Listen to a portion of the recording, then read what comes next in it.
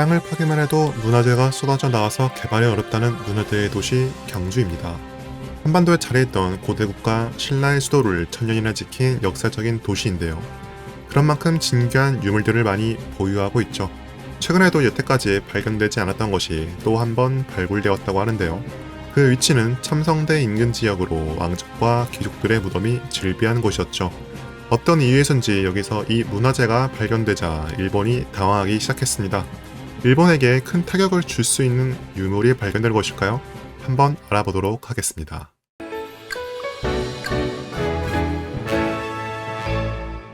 경주에서 또 한 번 역사적인 발굴 작업이 이루어졌습니다. 경북 경주시 첨성대가 있는 경주 역사 유적지구 월성지구 바로 건너편에 위치한 곳으로 신라시대 왕족의 것으로 추정되는 무덤들이 많은 곳인데요. 이 중 약 1500년 전에 저장한 것으로 추정되는 무덤 목광묘 2호에서 진귀한 유적이 발견되었습니다. 바로 신장이 180cm에 가까운 인골이었죠. 여태까지 발견된 삼국시대 인골 중에서는 최장신이었습니다.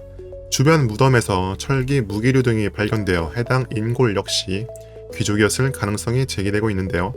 이 시기 발견된 인골 중에서도 가장 큰 신장을 가지고 있었기에 국내외의 관심을 받았습니다.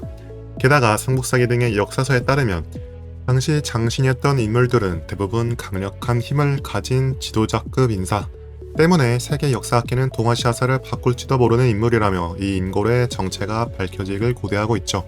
그런데 이 소식이 알려지자 일본인들이 충격을 받은 모습을 보였습니다. 일본인들에게 고대 한반도인들은 키가 작다는 인식이 존재했기 때문인데요.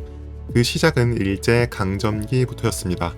20세기 초 조선의 주권을 빼앗은 일본 제국은 식민사관을 구체화시키면서 일본인들에게도 거짓된 정보를 뿌렸죠. 한국인들은 열등한 유전자를 가지고 태어나며 그렇기에 일본이 이들을 이끌어주는 것이다. 한민족은 두개골은 크지만 뇌가 작아 머리가 나쁘고 일본인보다 신체 능력이 훨씬 떨어진다 등의 내용이었습니다. 일제가 패망한 뒤에도 이 인식만은 일본인들에게 남았고 은근히 한민족을 깔보는 기조가 생긴 것인데요. 그러나 여러분들도 아시다시피 실상은 너무나도 다릅니다.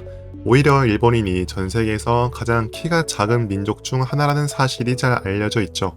현재 한국인 남성의 평균 키는 174.9cm 정도인 반면 일본인 남성의 평균 키는 170.8cm인데요.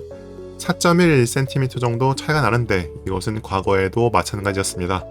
조선시대의 평균 기록을 보면 당시 한국인들의 평균 키는 161.1cm, 일본인들은 154.7cm로 6.4cm 정도의 차이가 났죠. 자신들의 주장과는 달리 일본인들은 유전적으로 키가 작다는 것이 입증되는 것입니다.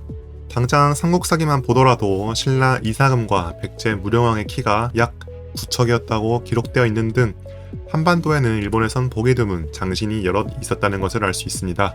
심지어 조선의 식량을 수탈하고 자신들의 배만 불렸던 일제강점기에도 한국인과 일본인과의 신장 차이가 존재했는데요. 당시 찍힌 사진 한 장을 보겠습니다. 사진 가운데 있는 것은 조선인 강제징용 노동자, 그 오른쪽에 서 있는 것은 일본군 조종사입니다. 둘의 키 차이는 머리 하나 정도, 오히려 왜소한 일본군 조종사가 강제징용에 끌려가는 듯한 느낌을 줍니다.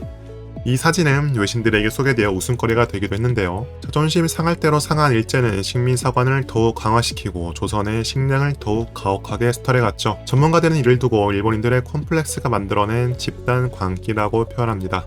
항상 키가 작은 민족이라는 꼬리표를 달고 살아왔던 일본인들에게는 이 수식어가 너무 지겨웠다는 것이었죠. 때문에 이번에 경주에서 발견된 신장 180cm의 유골은 일본인들에게 적잖은 충격을 주었습니다. 뭐든지 한국보다 낫다고 생각했고 유전자 역시 일본인들이 뛰어날 것이라고 생각했으나 그렇지 않았던 것이죠. 물론 신장이 큰 것이 유전적으로 뛰어남을 의미하지는 않습니다. 그러나 콤플렉스에 짓눌린 일본인들은 한국인보다 작은 것을 참을 수 없었고 때문에 날조와 조작을 통해서라도 한국을 위해서 내려다보고 싶었을 겁니다. 최근에는 일본인들의 공격 방식을 약간 바꿨는데요. 한국인들이 일본인보다 평균 신장이 큰 것을 인정하면서 한국인들은 외모에 과하게 신경을 쓴다는 프레임을 씌우는 것이죠. 이쯤 되면 일본인들은 한국인들을 이유 없이 싫어하는 것이 아닐까요? 몇 차례 한반도를 침략하고 우리 선조의 목숨과 문화재를 뺏어간 것은 그들인데 말입니다. 어찌됐든 일본은 전 세계 앞에서 체면을 구겼습니다. 한국에서 세계적인 발견이 이루어졌는데 하필이면 콘플렉스를 건드리는 유적이었죠.